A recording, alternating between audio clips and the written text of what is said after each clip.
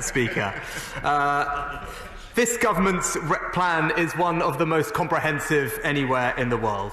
We have provided billions of pounds of cash grants, tax cuts and loans for over 1 million businesses. Tens of billions of pounds of deferred taxes, income protection for millions of the self-employed, and a strengthened safety net to protect millions of our most vulnerable people. These schemes speak to my and this Conservative government's values. We believe in the dignity of work, and we are doing everything we can to protect people currently unable to work. Yesterday, my right honourable friend, the Prime Minister, set out our plan for the next phase of the public health response. And today, I can confirm the next stage of our jobs retention scheme. This scheme has been a world-leading economic intervention, supporting livelihoods and protecting futures. 7.5 million jobs have been furloughed. Jobs we could have lost if we had not acted. Nearly 1 million businesses supported who could have closed shop for good. And as we reopen the economy, we will need to support people back to work. We will do so in a measured way. I can announce today that the job retention scheme will be extended for 4 months until the end of October. By that point, we will have provided 8 months of support to British people and businesses. Until the end of July, there will be no changes whatsoever. Then from August to October, the scheme will continue for all sectors and regions of the UK, but with greater flexibility to support the transition back to work. Employers currently using the scheme will be able to bring furloughed employees back part-time. And we will ask employers to start sharing with the government the cost of paying people's salaries. Full details will follow by the end of May, but I want to assure people today of one thing that won't change. Workers will, through the combined efforts of government and employers, continue to receive the same level of overall support as they do now, at 80% of their current salary, up to £2,500 a month. Mr. Speaker, I'm extending this scheme because I won't give up on the people who rely on it. Our message today is simple. We stood behind Britain's workers and businesses as we came into this crisis, and we will stand behind them as we come through the other side. Thank you. We now call Annalise Dodds, who is virtual, to speak for no more than 2 minutes. Annalise Dodds. Thank you very much, Mr. Speaker, and thank you for granting this urgent question. And I'd obviously also like to wish the Chancellor many happy returns. As a constructive opposition, we want to work with government to ensure people's jobs and incomes are protected, and a critical element of that is the furlough scheme. Now, many of the over 6 million people who are currently furloughed were taken aback by comments made in the media by government spokespeople suggesting that, for example, people needed to be weaned off an addiction to this scheme. There were many intimations coming that changes might have been announced to that scheme by the Chancellor, potentially in the media, without the opportunity for proper scrutiny. Now, clearly, I have only heard about these changes in the last few seconds. We will look at them very, very carefully, but there are some critical principles that the Chancellor surely must follow as he redesigns this scheme. First of all, we must acknowledge that people did not want to be furloughed. It occurred through no choice of their own, through following government advice about the closure of sectors. Therefore, it's critically important that they are not penalised for that choice. I welcome the flexibility mentioned. We have asked for this repeatedly, and of course it applies in many other countries. It has been a long time coming, but I welcome the fact it's occurring now. That flexibility in and of itself includes an employer contribution. So he needs to provide more information about that employer contribution now. He also needs surely to provide more information about the alternatives to this scheme. Other countries have job creation, training schemes, redeployment schemes. We do not have them yet. I want to ask the Chancellor to work with me, trade unions, businesses, local authorities, further in higher education, to create that support that's so desperately needed. Thank you. Chancellor of the Exchequer. Thank you, Mr. Speaker. Can I thank the Shadow Chancellor for her warm wishes as well, and thank her for the, I think, constructive support of the announcement today. Just to address two of the specific points she raised. First of all, the use of the word addiction is not one that I have ever used and not one that I agree with. Nobody who is on the furlough scheme wants to be on this scheme. People up and down this country believe in the dignity of their work, going to work, providing for their families. It is not their fault that their business has been asked to close. It is not their fault that they have been asked to stay at home. And that is why I established this scheme, to support these people and their livelihoods at this critical time. So I wholeheartedly agree with the Shadow Chancellor in that regard. In terms of the next steps, I'm pleased to tell her that I have already been talking to the Trades Union Congress and indeed the CBI in particular about the future of helping those to get back into work who unfortunately may lose their jobs through this period. It is something that weighs heavily on my mind. Every person who loses their job through this difficult period is a person that this government is determined to stand behind, whether that's with new skills, new training, or indeed supporting businesses to create new jobs.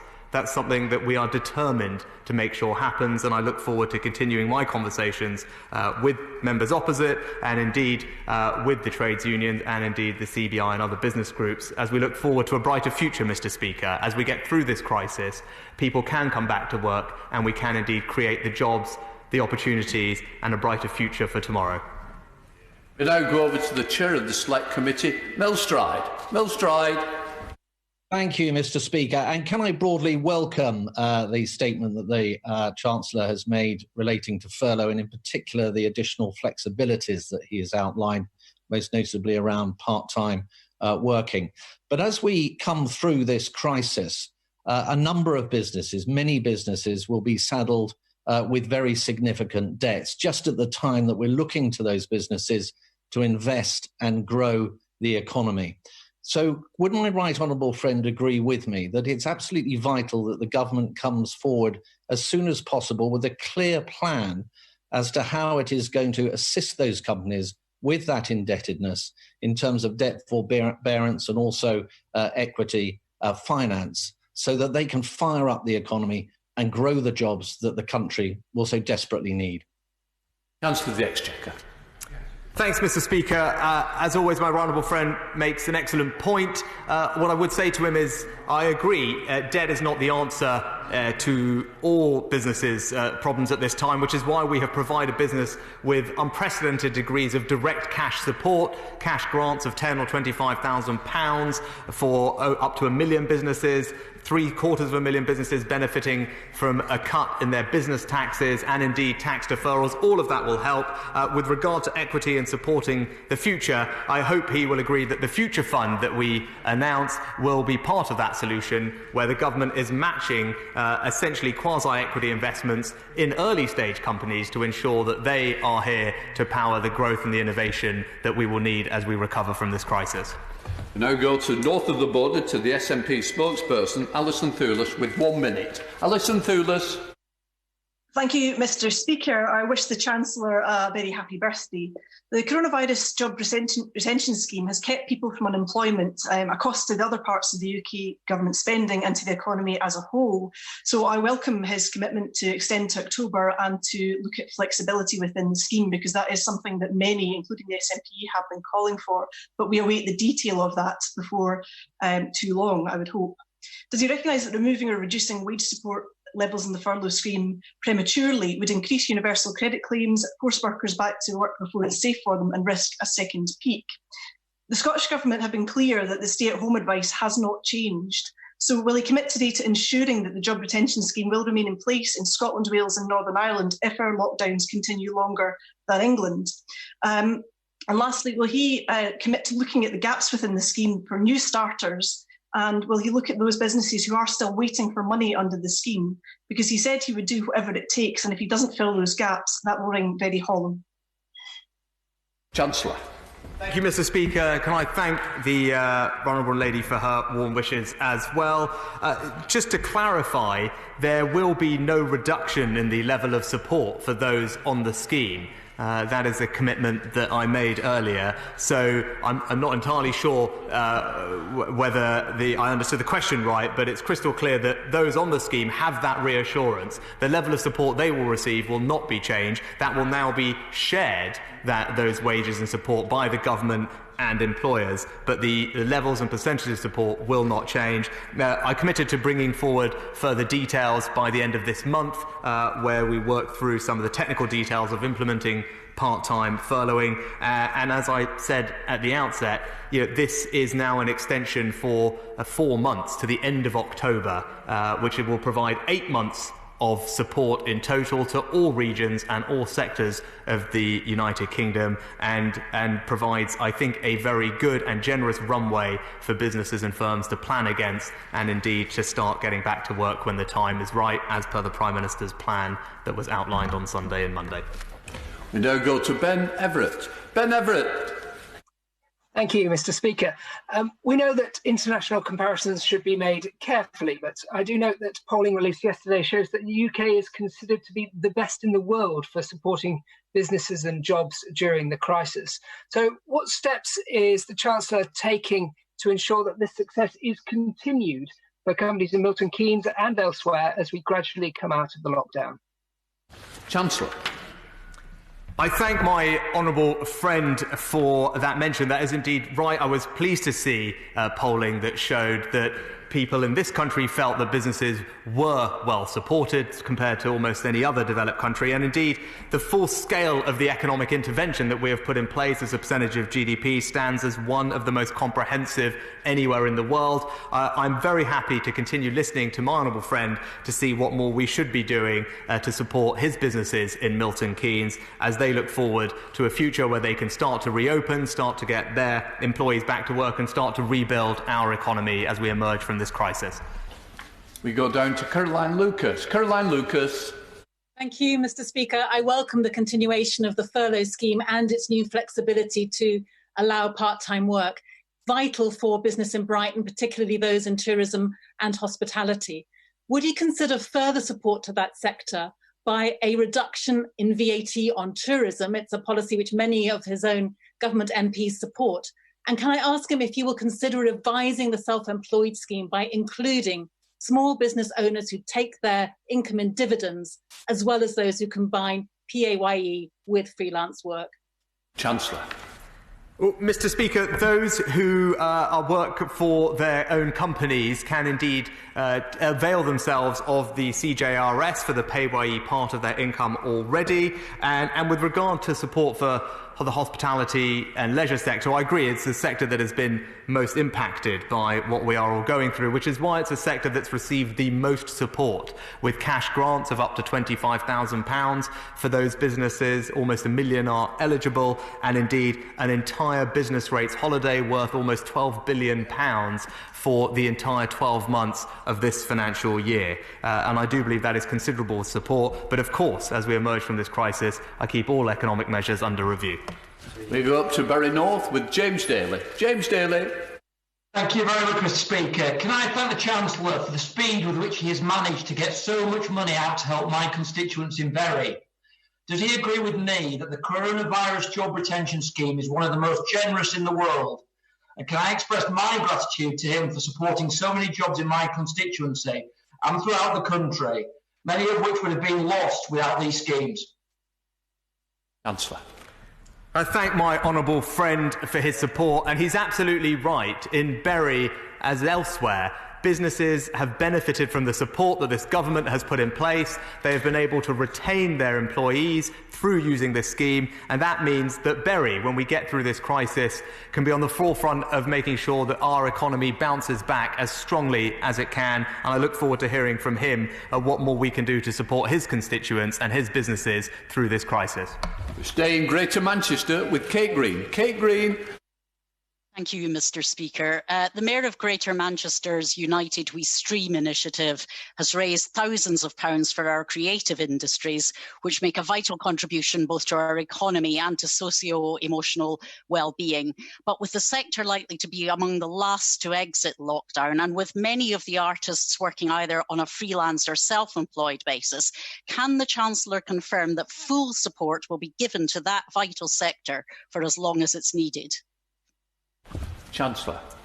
Well, Mr. Speaker, I know my right honourable friend, the Culture Secretary, is engaged extensively with that sector as part of planning for a future where people can get back to work and sectors can reopen in a responsible and safe way. So that work is already undergoing. But of course, many people in that sector are benefiting already from our self-employment income support scheme, which opens this week for applications, and people will start receiving their lump sum payment as early as next week. And I know that will make an enormous difference to the many tens of thousands, if not hundreds of thousands of people who work in that sector and will benefit from that scheme. We now go down to Dover to Natalie Elphick. Natalie Elphick. Thank you, Mr. Speaker. May I also welcome the Chancellor's announcement today on furlough. P&O and many ferry operators are benefiting from millions of pounds of support that the Chancellor has provided through furlough and freight. However, last night, P&O, which is headquartered here in Dover, has announced redundancy plans for over 1,000 jobs after its Dubai owners failed to provide the support that the company needs.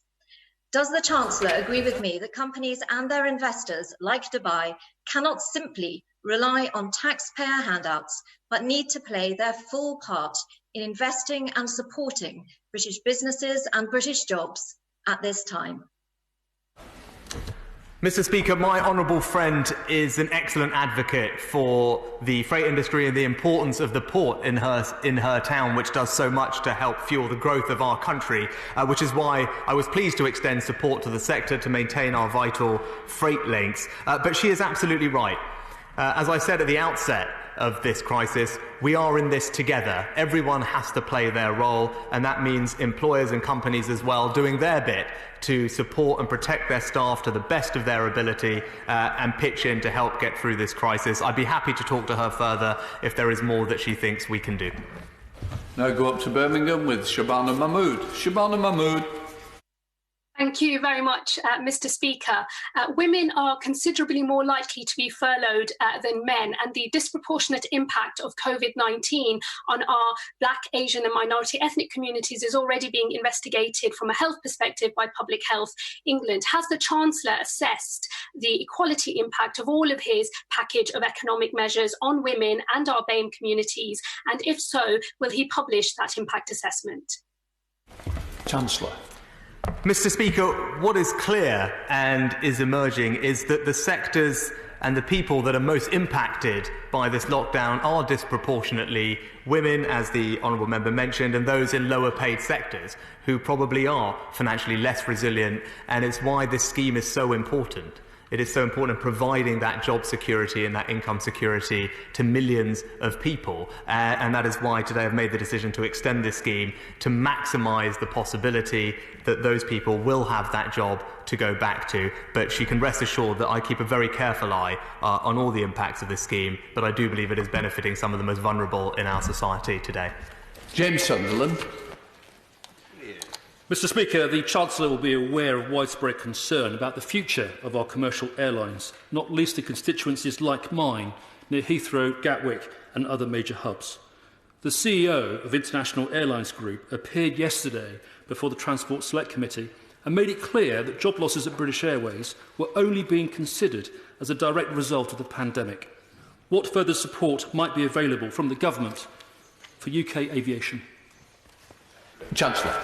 Well, Mr. Speaker, companies in the aviation sector, like all others, can benefit from the considerable range of support measures already announced, and indeed I know many companies in that sector are benefiting currently from the jobs retention programme. Of course, individual companies have the opportunity to engage with the government on a bilateral basis where that is appropriate, and obviously it wouldn't be right for me to comment on those conversations. We go over to Sir Edward Davey. Sir Edward Davey.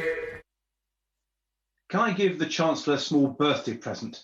by welcoming the extension of the furlough scheme and the greater flexibility for employees coming off furlough, not least because Liberal Democrats have been campaigning for an almost identical package. But can I urge him yet again to look at those employees and self-employed who've not been helped at all and who are in dire straits, people who've moved jobs but were not on their employer's payroll by mid-March? Could he consider the new starter scheme I proposed in early April? And could he please review his refusal to properly help those self-employed people who operate from limited companies and who have just been cut adrift? Right. Mr. Speaker, the self-employment scheme in this country remains one of the most generous and comprehensive anywhere in the world. It was designed to provide support to those people who have a different pattern of working. As I've explained previously to the Right Honourable Gentleman, there is a difficulty in differentiating between the dividends that company directors earn from the dividends that anyone might earn through owning a passive share portfolio. I have seen the proposals that he and others have sent. Of course, my team and I have considered those and are considering those, but it does not take away from the fact that what is open this week is a scheme that will support millions of those in self-employment and will enable them to receive the same level of support as those in employment, starting with cash coming into their accounts as early as next week. Now go to Dame Cheryl Gillan. Dame Cheryl Gillan. Thank you, Mr. Speaker. Can I congratulate my right honourable friend on his announcement today, and also in particular on his handling and the support he is providing to businesses and individuals during this crisis. Many of my constituents in Chesham and Amersham work for British Airways, who, despite furloughing nearly 23,000 staff, have been threatening to make over 12,000 staff redundant. Can he send a clear message to British Airways today that with this extension, they should now remove all threat of redundancy, which has been adding to the anxiety and stress of so many of their hard-working and, in many cases, long-serving staff? Chancellor. Well, Mr. Speaker, like my honourable friend from Backnall, my right honourable friend is right to advocate and support for her constituents employed by those in the airline industry. And she is right to urge employers to do the right thing at this difficult time. The government has provided considerable support to companies to help them get through this crisis, and she knows what will benefit her constituents, and I will continue to support her in those efforts to make sure that we can protect as many of those jobs as possible. We cross over into Wales with Kevin Brennan. Kevin Brennan. Prynhawn da, Mr. Speaker. The Chancellor has said that he's doing everything we can, but has he seen the new Starter Justice campaign for people who started or were due to start a new job after February the 28th and are still cut adrift from any help from the Chancellor and his schemes? Why has he thrown this particular group of hard-working British people under the bus? Mr. Speaker, when we announced the job retention scheme, we said, and I said clearly, it would apply for those who HMRC were aware of on the 28th of February. We were able, whilst protecting the taxpayer against fraud, to extend that date to the 19th of March, the day before I made that announcement, which is reasonable in the sense that without HMRC or the government knowing if someone was actually employed, the scope for fraud would be considerable, and I did not think it appropriate to expose the taxpayer to that. That change to the 19th of March brought in 230,000 of the 350,000 odd that the Right Honourable Gentleman talks about. Yes, leaving a number of people who could not be covered, but for a reason which I believe is defensible. But what I would say is that this scheme is able to cover the 29.5 million people who were notified to HMRC on that date. Indeed, 7.5 million of them are currently benefiting from it, and we should not lose sight of that. This scheme is doing an enormous amount for several million people up and down this country. We go to Sakib Bhatti. Sakib Bhatti. Thank you, Mr. Speaker. Time and time again, the Chancellor has stepped up to ensure our businesses have what they need to get through this difficult period, and I welcome the measures announced today. The Bounce Back Loan Scheme is another example of the unprecedented interventions that the Chancellor has made, and this has been unequivocally welcomed by organisations such as the FSB. Can my right honourable friend confirm that work is continuing to be done to ensure we're increasing the number of accredited lenders that provide bounce back loans so we can make sure we're getting funds to those businesses that need it wherever they may be? Chancellor. Can I thank my honourable friend for his advice as we look to design and improve our lending schemes? I very much value his direct links with business and relaying that to me. What I can tell him, if you'll allow me, Mr. Speaker, for the House as well, to update on the numbers of loans that have now been approved. I'm pleased to say over 250,000 bounce back loans have been approved, 267,000, with over £8 billion of capital that has benefited small and medium-sized companies up and down the UK, and on top of that, 35,000 CBILS loans are worth over £6 billion have now been put out. So that is hundreds of thousands of businesses are benefiting from the loan schemes that my honourable friend helped to implement and helped to ensure that worked well and quickly for businesses. We go over to the wonder of Lancashire with Rosie Cooper. Rosie Cooper. Thank you, Mr. Speaker. As a result of the loss of income, both through fundraising and small service charges, many small and local charities will be really struggling financially, despite being heavily involved and active in the COVID-19 response and supporting our constituents. So when will the Chancellor issue guidance to local authorities on providing grants to charities who are in receipt of local charitable rate relief, but have up to now been excluded from securing the £10,000 grant from the Small Business Grants Fund? Chancellor. Mr. Speaker, just over a week ago or so, I think, we outlined plans for a top-up fund to local authorities worth over £600 million nationally for local authorities to distribute further rate relief to those businesses that they thought were appropriate, and indeed it will be up to those local authorities to make those decisions, and they could well use that money for that if they so wished. The other thing I would say, Mr. Speaker, is we also unveiled a £750 million package to support charities through this crisis. They are an important part of the social fabric of our country. They are impacted in the same way businesses and the rest of us are, and it's important that we maintain them through this crisis, not least for the valuable work they do on the front line, but also for the contribution they make to our civic society as we come out of this. We're now going over to the Isle of Wight with Bob Seeley. Bob Seeley. Thank you very much indeed, Mr. Speaker. The Isle of Wight is Britain's festival island. We have a unique tourism sector supported by events in arts and music and sport. Can the Chancellor confirm that the furlough extension will help islanders in this devastated part of the economy? And will ministers meet with me and others to discuss how we further protect the visitor and festival economy, which relies on specific parts of the year, sometimes only weekends, to generate an entire annual livelihood? Thank you. Well, Mr. Speaker, if I could start by saying to my honourable friend to convey the thanks, I think, of the whole House, but certainly of the government, for his constituents and the role that they are playing, trialling the new app that will be important as we look to gain control of this virus in the second and third phase of our approach to tackling it. So please pass on our thanks to all of his constituents. And I can reassure him they are very much in our mind. That sector that he mentioned is one that we know is struggling and will need support. The document that was published yesterday by the government talks about creating an industry task force, so I look forward to working with him and others as we can chart a future for those in the leisure and hospitality and tourism sectors. Across the border to Dr. Lisa Cameron. Dr. Lisa Cameron. Thank you, Mr. Speaker. The Disability All-Party Parliamentary Group that I chair believe it is crucial the Chancellor accelerate efforts to include people with disabilities in the Economic Recovery Plan, enabling a disability-inclusive COVID-19 response. Will the Chancellor address this issue by undertaking an impact assessment of the Economic Recovery Plan based upon equalities principles? Right.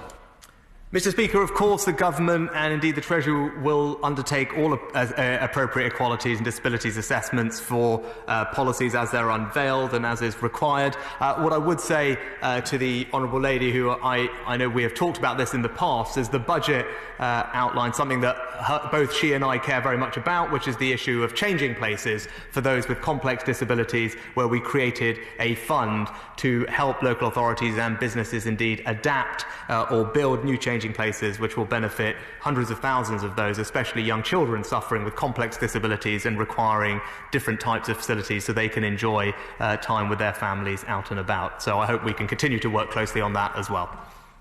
We go to David Johnson. David Johnson. Mr. Speaker, our honourable friend on a bold move to extend the furlough scheme to October. Have been concerned that when they open they'll have almost all their running costs, but far from almost all their customers. Unfortunately, we're going to have to move on to the next question. We're now going over to Bradford with Judith Cummins. Judith Cummins. Thank you, Mr. Speaker. Has the Treasury made an assessment of how many employers are currently topping up wages of furloughed workers to full pay? If the government reduces the amount they are contributing, many employers may struggle to top up wages. So what will the government do if employers cannot top up wages?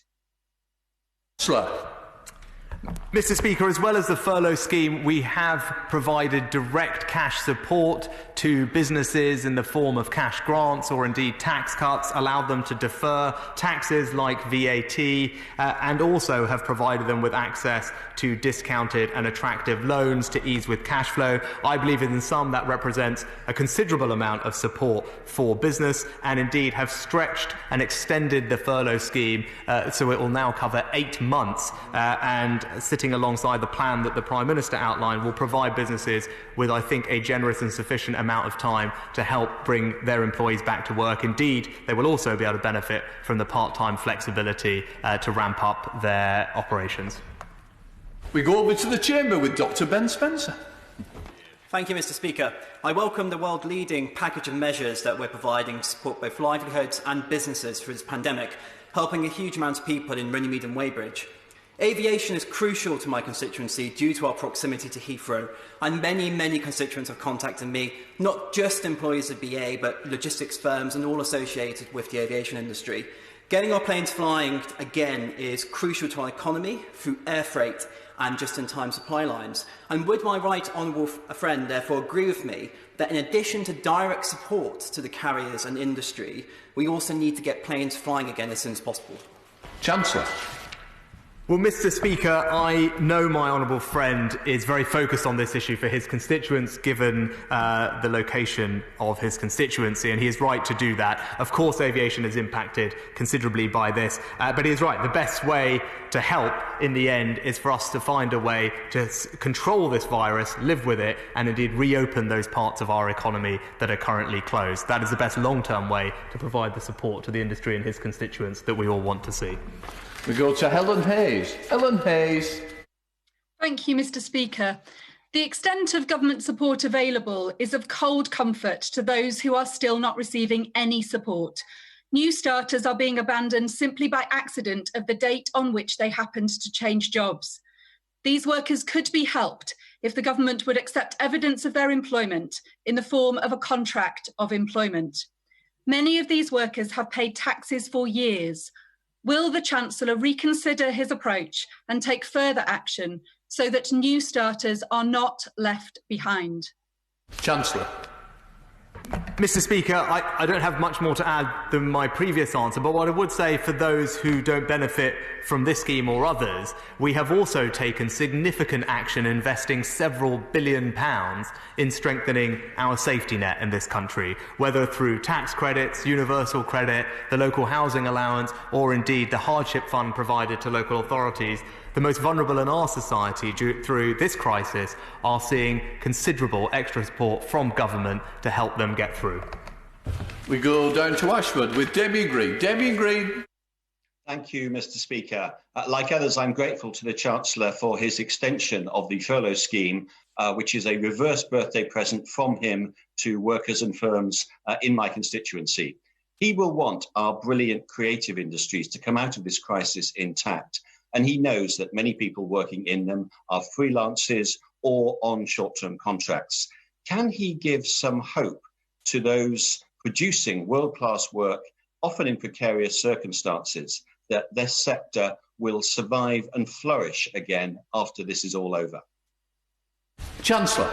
Mr. Speaker, my right honourable friend is absolutely right. The creative industries play an incredibly important part in our economy in this country, and also are one of our great exports around the world and add to our soft power. And he is right that we should do everything we can to preserve the jewel that is that industry. As I said, I'm talking to my right honourable friend, the Culture Secretary. He's engaged with that industry to find the safest way for those workers to get back to work. We all want to see that happen in a measured and safe way, but he can rest assured that I am also thinking about it from an economic perspective and seeing whether our support schemes and everything else are optimised for that industry as we emerge from this recovery.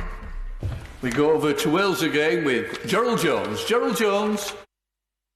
Thank you, Mr. Speaker. The furlough scheme is obviously hugely welcome, but does need greater flexibility. I hear what the Chancellor says, but we on this side of the House have set out ways in which the furlough scheme arrangements could be adapted to include those new starters who have just missed out, without risking fraudulent payments. So will the Chancellor give these proposals urgent and serious consideration?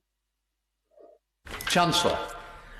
Mr. Speaker, we did give consideration to proposals that we received, worked with our systems, and which is why we were able to extend the date from the 28th of February to the 19th of March, which was the day before I made the announcement, and to me is a reasonable and defensible date to choose. I think it is also worth bearing in mind not to underestimate the challenge operationally of creating these schemes and making sure they work for people. And as I said at the time, from announcement to the scheme going live was a matter of weeks. Thousands of people worked their socks off to make that happen, and several million people's pay packets are now being supported and paid because that all works. These things are not straightforward to do, and the ability to change them and add complexity to them will just simply make it more likely that they don't work and more likely that people have to wait a lot longer to get the support that they desperately need at this time. We now go up to the north with Jacob Young. Jacob. Thank you, Mr. Speaker. Can I welcome this fantastic announcement on the Coronavirus Job Retention Scheme and thank my right honourable friend for all his department is doing to support businesses in Redcar and Cleveland with CJRS, with Civils and with the new bounce back loans too. Can he reassure me and employers in my constituency that this support will be kept under review so that it reaches those businesses who need it most? Mr. Speaker, I can tell my honourable friend and constituency neighbour and give him exactly that reassurance and thank him for all he is doing to support his businesses and constituents at this time. And I very much welcome the advice that he has given me, feeding back to me about what he's hearing on the ground from businesses in the North East. He and I have a shared ambition to make sure that Teesside drives our economic recovery as we come out of that. And I look forward to continuing those conversations with him. Heading north and over the border, we go to Kirsty Blackman. Kirsty Blackman. Mr. Speaker, Aberdeen has been hit by the double whammy of COVID-19 and a massive drop in the oil price. Can the Chancellor please tell us when he last had a conversation with the industry, and will he please give consideration to announcing sector-specific support in order to protect my constituents and those in other regions where employment is centred around oil and gas? Chancellor. Well, Mr. Speaker, regardless of the industry that companies operate in, they are able to benefit from our furlough scheme. That is something that we were keen to do. It's not something that every scheme around the world necessarily replicates, but we thought taking that comprehensive approach was the appropriate one. So many of the companies she mentioned will be able to benefit from that. Beyond that, I know my right honourable friend, the Business Secretary, engages regularly with all sectors on their particular concerns, and I will continue to liaise closely with him. We go to Neil O'Brien. We're heading south again. Neil O'Brien. Thank you very much, Mr. Speaker. I strongly welcome the extension of the job retention scheme. It's the most generous in the world, and it's saving a huge number of jobs here in Harborough, Erdby and Wigston. One of the great successes of policy in recent years has been a huge reduction in youth unemployment, but the virus is inevitably going to disrupt a lot of apprenticeships and work placements. is my right honourable friend thinking hard about how we can limit and stop any rise in youth unemployment? Thank you, Mr. Speaker. My honourable friend is absolutely right, and I know he has put a lot of thought into this particular issue, and I look forward to getting his ideas on this. But he's right, as we emerge from this, we want to make sure that those who are most affected by this, especially those who are young and entering the labour force for the first time, who will face a challenge, but also those disproportionately working in these affected sectors of retail hospitality who are also younger, we need to be very cognizant that we have the right support available for them, whether that's skills, retraining, a dynamic labour market, because the economic impact, not just to us all, but to those individuals of not having a close connection with the labour market at that early stage in their life is very damaging for their long-term prospects, and I look forward to working with him to make sure that that doesn't happen. We go to Jack Dromey. Jack Dromey. Mr. Speaker, if 800,000 businesses have benefited from the Welcome Job Retention Scheme, then the 800,000 strong world-class automotive industry will be key to recovery, including Jaguar Land Rover, whose Jaguar factory lies at the heart of my constituency of Erdington. Does the Chancellor recognise that the continuation for as long as is necessary of the job retention scheme, together with welcome measures to help companies deeply in debt, battling with liquidity, will be crucial for the future, providing a necessary certainty upon which businesses, workers and trade unions can plan to rebuild? Chancellor. Thank you, Mr. Speaker. I think I find myself in agreement with the honourable member, and I know he is fortunate to have such a fantastic company locally to him, and I know that they and their workers will be pleased to this government, and indeed their representative is advocating on their behalf. For larger companies, not mentioning that Jaguar Land Rover specifically, we have also extended some of our loan schemes that they can benefit from, and I know many companies in the automotive supply chain, for example, will now be able to benefit from our larger CBILS programme that went live last week and is already lending billions of pounds. But he's right, these various schemes are important.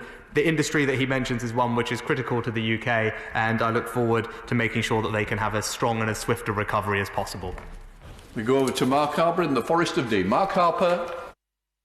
Thank you very much, Mr. Speaker. I too welcome the announcement that the Chancellor's made today. It'll be particularly welcome to the businesses in the leisure, hospitality and tourism sector, who are very important in my area and have been very hard hit. I welcome the fact the Chancellor has extended the scheme to October. Should businesses plan on that scheme coming to an end in October if we are able to stick to the timetable set out by the Prime Minister in the government's recovery strategy, or is there any chance that the Chancellor will be able to extend the scheme? I think some certainty for businesses will be helpful. Chancellor. Well, Mr. Speaker, of course we will keep everything under review, but my expectation is by then the scheme should end. As I've said before, we have stretched and strained to be as generous as possible to businesses and workers, which is why we have made the decision that we've made today, which is important to me personally. But of course, as I've also said, this scheme is expensive. It is the right thing to do. The cost of not acting would have been far higher, but it's not something that can continue indefinitely into the future. 8 months of total support is a considerable amount of time, and now that we have a plan from the Prime Minister with a path to reopening those parts of our economy that are closed, I believe we can get the country back on track, get people back into work, and this scheme will help them do it in a measured way, in a phased way, and protect as many jobs as possible. We go to Mary Onid with Liz Saville-Roberts. Liz Saville-Roberts. Diolch yn fawr, Ifarydd, and can I take the opportunity to wish pen-blwydd hapus to the Chancellor. In Wales, workplace restrictions have not been changed, as many parts of the country have not yet passed the peak of infection. The economic taps must not therefore be turned off in Westminster before the public health emergency has subsided in Wales. Will the Chancellor ensure that the furlough scheme remains in place for as long as necessary and in such a form as to enable expert-led public health guidance to be followed in each nation? Mr. Speaker, as I've just said previously as well, this is a UK scheme. It applies equally to all regions, nations and sectors of the country. It is generous in its length, extending all the way to October, and I believe that provides sufficient runway and support to businesses wherever they might be in this country. But I do thank the Right Honourable Member for her warm wishes. Rob Roberts. Thank you, Mr. Speaker. Can I commend our Right Honourable Friend and the Treasury team in bringing together the economic support package that's given businesses and families across the UK the support they need during the lockdown. Obviously one of the most comprehensive packages in the world, and my constituents are pleased that when they needed help, this United Kingdom government had their back. Can my Right Honourable Friend assure me that the work is in progress so that businesses, particularly in the tourism sector, are prepared for when the lockdown restrictions are eased, as it is a significant element of my Dellins economy? Mr. Speaker, can I start by thanking my honourable friend for everything he is doing, not just for his constituents, but also in providing advice to me about using his own experience about how best we can support the economy, businesses at this time. I very much appreciate all the time and effort he has put into that, and hopefully he can see the fruit of some of that work in the announcements that have been made. I can also give him that assurance on the tourism sector. That work is underway. The report talked about setting up a task force. I look forward to hearing his thoughts. I know how important it is to his constituency and others. The Culture Secretary and I will look forward to engaging with him, creating a plan to make sure as many businesses as possible can safely open as soon as we can. We got to Leeds with Richard Bergen. Richard Bergen. Thank you, Mr. Speaker. Many minimum wage workers have been furloughed and are now expected to get by on just 80% of the minimum wage, even though rents, bills and food prices haven't fallen. So will the Chancellor implement guarantees so that no furloughed worker is ever forced to live on less than 100% of the national minimum wage? Thank you, Mr. Speaker. The scheme, as it is designed, does provide income support of 80% of those wages. Indeed, where those wages are variable, the scheme allows an average to be taken to benefit the employee. We have also strengthened the safety net, as I mentioned earlier, but also, crucially, employees who are furloughed are then able to work elsewhere as well to supplement their incomes. That flexibility is often unnoticed, but is very helpful. I know many people are taking advantage of that to boost their incomes during this time, and I do think that the scheme as it is designed provides the support as required to those, especially those on the lowest pay. Meg Hillier. Meg Hillier. Thank you, Mr. Speaker. Mr. Speaker, the Chancellor has spoken about the freelancers who are working often on short-term contracts or for personal service companies. He talked about optimising the existing mechanisms for those people in on answer to the Honourable Member for Ashford. But will the Chancellor actually come forward today with a suggestion that there are concrete proposals in play? These are people with clear financial records, often with accountants. So there is a track record. Will the Chancellor support these different types of self-employed people?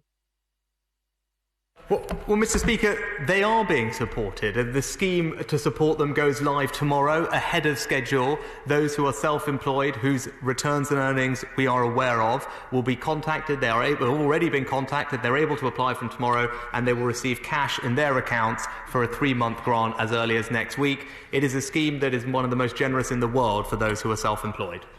Steve Bryan. Excellent birthday work, Mr. Speaker, on the furlough scheme from the Chancellor, and the flexibility being added to it is very welcome. When he announced the original furlough scheme, many of us in this House and outside in the country talked about the self-employed and asked for parity, and he then, notwithstanding the issues that he knows I have with the people left out of the self-employment support scheme, but that scheme, of course, comes to an end very shortly. So returning to the call for parity, can we assume that he is working on an extension to the self-employed income support scheme? Because I know that many, many people will be listening very carefully to what he says about that today.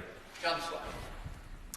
Thank you, Mr. Speaker. I know my honourable friend has spoken passionately about this before, and I look forward to continuing those conversations with him. I can tell him, of course, I'm keeping those measures under review. As I said at the time, there is, of course, parity in the level of support, but the nature of the schemes is different in the sense that employers who have been closed, who have to make employment decisions potentially 45 days in advance regarding redundancies, do need to be treated slightly differently in that regard. But I will, of course, continue to keep all things, and including that scheme, under review.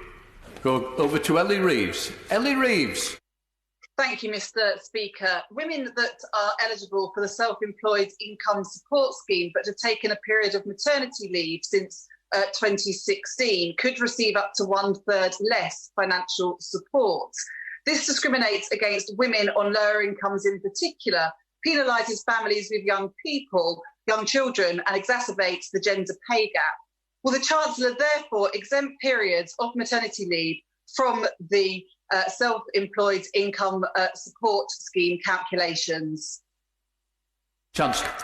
Mr. Speaker, for all sorts of reasons, people have up and downs and variation in their earnings, whether through maternity, ill health or others. What we have done to deal with this is to provide an average of income over up to 3 years on a look-back basis to smooth all those ups and downs in all people's incomes. It was something that at the beginning stakeholder groups were keen to see. It's something we delivered, and I believe provides the fairest way to treat everybody on a level playing field for whatever their circumstances. A 3 years averaging of their earnings, to me, seems a very reasonable approach to take. Felicity Buchan. Thank you, Mr. Speaker. Does my right honourable friend agree that we need an economic strategy which balances getting some businesses support when they cannot reopen while encouraging others to go back to work? And today we have got that balance right. Councillor. I think my honourable friend is absolutely right. The plan that this government and the Prime Minister outlined is one which does exactly what my honourable friend says. For those who can go back to work now, they should do so in a safe way, as the Business Secretary will talk about later today. And as the rest of our economy reopens, they will have the benefit of a furlough scheme that extends all the way to October, provides for part-time flexibility. The combination of all these things means that her businesses and many others can take the time they need to get firing again on all cylinders. Let's go to Coventry with Zara Sultana. Zara. Mr. Speaker, it is estimated that the economic impact of the pandemic will hit the West Midlands the hardest. And this week, it was announced that a manufacturer and supplier to Jaguar Land Rover in Coventry South has gone into administration, putting 600 jobs at risk. Will the government therefore step up efforts to protect manufacturing jobs, especially in the automotive industry, and invest in them to provide green, sustainable jobs for the future? Mr. Speaker, I'm very sorry to hear about the potential job losses in the honourable member's constituency. To me, every job lost during this period is heartbreaking. It's why I am doing my absolute utmost to provide the support that I can to protect as many as possible. I've said clearly I can't, and nor could any of us, save every single job or business, but I believe the loans, the cash grants, the job retention scheme will all play a vital role in saving many millions of jobs and businesses, particularly in the automotive supply chain. The honourable member is right, that is an important part of our economy and is one that it deserves our support to ensure that it can be a strong part of our recovery. Now go down to Andrew Griffiths. Andrew Griffiths. Mr. Speaker, the generous and unprecedented schemes my right honourable friend has put in place are doing a really tremendous job protecting thousands of employees, small businesses and the self-employed in my constituency of Arundel and South Downs. Many in West Sussex work in aviation, so in addition to heartily welcoming today's extension of the excellent job retention scheme, may I ask him to at least consider the temporary suspension of air passenger duty, as well as testing passengers on arrival as an alternative to the 14-day quarantine to help this vital sector of the economy. Well, Mr. Speaker, I thank my honourable member for his support and also thank him for the advice he has provided me with his extensive experience of business and indeed in his own constituency. He knows I care deeply about the aviation sector, and I know that my honourable friend, the Transport Secretary and Foreign Secretary, are considering the issues that he raised. In particular, the government's been clear that further detail on those quarantine measures will be outlined in due course, but I will make sure that I pass on his suggestion. We go to Scotland again with Wendy Chamberlain. Wendy Chamberlain. Thank you, Mr. Speaker. In North East Fife, much of the economy is seasonal. Workers who had contracts often agreed months in advance now face no income and no access to the existing support. Fundraising for some golf caddies in St Andrews is underway, and although I applaud local community efforts and their generosity, rather than having them rely on charity, what support can the Chancellor offer to the seasonal workforce this year so that they can actually return next year? Chancellor. Well, Mr. Speaker, those who were in seasonal work are able to use an average of their earnings over a period, or indeed the same month on a year-over-year basis, if that is a more generous way to calculate their eligibility to the furlough payments. That, I think, is, as I said, the most generous way to treat those in seasonal employment under the scheme and make sure that we reflect their earnings appropriately. We now go to Mike Wood. Mike Wood. Thank you, Mr. Speaker. And these measures are exactly what manufacturing firms in Dudley South are being called for as they start to reopen. Will the Chancellor undertake to work with our excellent Mayor, Andy Street, to make sure that West Midlands manufacturing and its needs, its employees, are fully considered as they start the task of rebuilding our economy? Chancellor. Mr. Speaker, I can give my honourable friend that assurance. I look forward to speaking further with him and the excellent Mayor Andy Street as we all work together to drive the West Midlands economy as part of the economic recovery plan, and I know that he, the Mayor, and his businesses can play a leading role in that. We go back up to Scotland with Miriam Fellows. Miriam Fellows. Thank you, Mr. Speaker. I'm glad the Chancellor has confounded recent worrying rumours regarding the job retention scheme rate, which caused grave concern to constituents in Motherwell and Wishaw. Will the Chancellor liaise with these to ensure that workers are not forced back to work in dangerous conditions, bearing in mind that the HSE has issued no enforcement actions as yet, and employers may struggle to pay the 20% he's asking whilst ensuring employee safety? Mr. Speaker, I know my right honourable friend, the Business Secretary, will be here shortly to provide a fuller answer to the honourable lady's question, but it's right, employees should not work in unsafe environments. We've put in place measures to make sure that that will not be the case, with updated guidance, risk assessments and increased resources for the Health and Safety Executive, but the Business Secretary will update in more detail. We now go to Craig Whittaker. Craig Whittaker. Mr. Speaker, I hope you and your family are well. Mr. Speaker, the Calder Valley employs around 19% of its residents in the manufacturing sector, thousands of which are incredibly grateful for the Chancellor's ingenuity around the furlough scheme.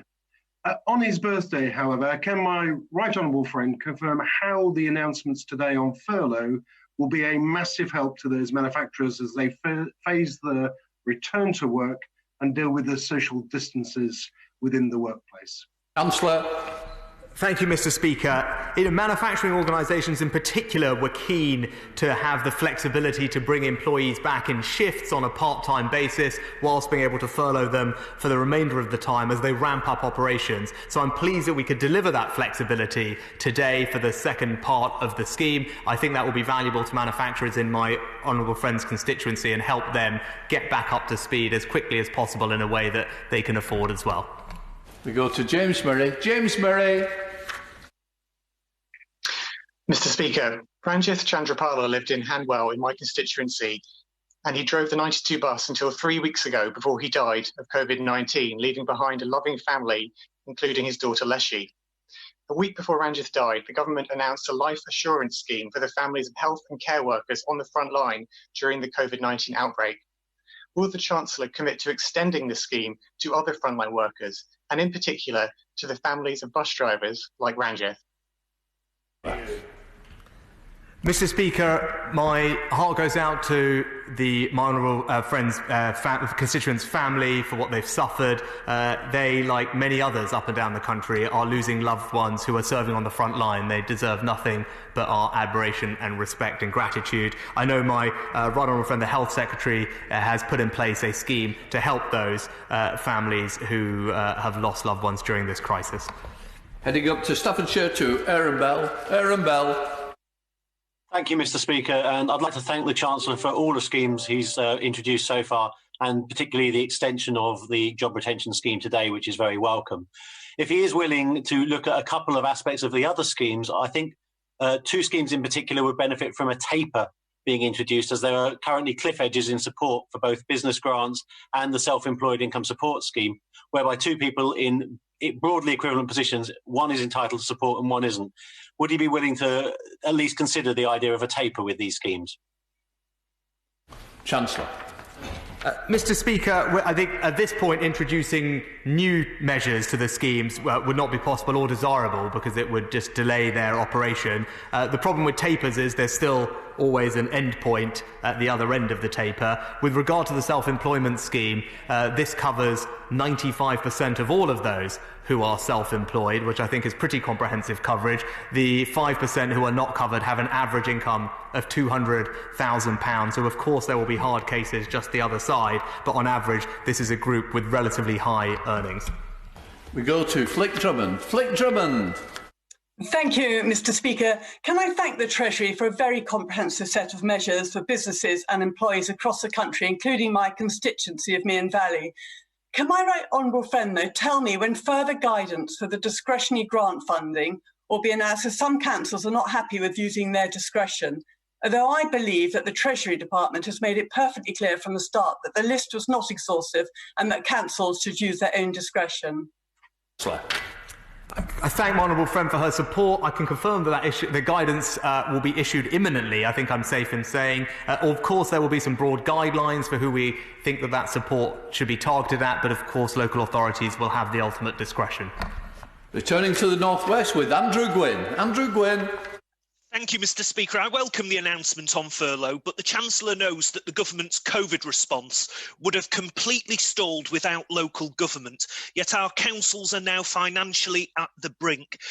The extra funding doesn't cover all the costs, something ministers promised. Will he ensure our councils are fully reimbursed for all COVID-related costs and lost income and protect the sector that's protected us? Chancellor. Well, Mr. Speaker, in a moment of nostalgia, I know the Right Honourable Member and I have a shared passion for local government and admiration for the work they do, and I know he will remain an advocate of theirs. They have been provided with over £3 billion of extra support. Of course, we're in constant dialogue with local government, whether in social care or others, to make sure that they get the financial resources that they need. Over to Derbyshire with Nigel Mills. Nigel Mills. Can I thank the Chancellor for his announcements today, which are exactly what Amber Valley businesses have been asking for? Is there any way he could allow them to bring some employees back part-time earlier than his extension so they can perhaps reopen their businesses next month rather than have to wait till later on? Chancellor.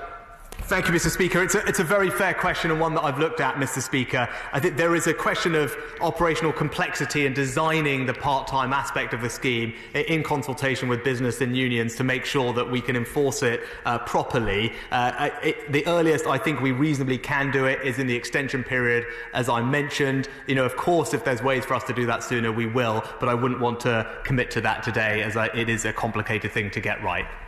We now have our final question. Ruth Jones in Wales. Ruth Jones. Thank you very much, Mr. Speaker.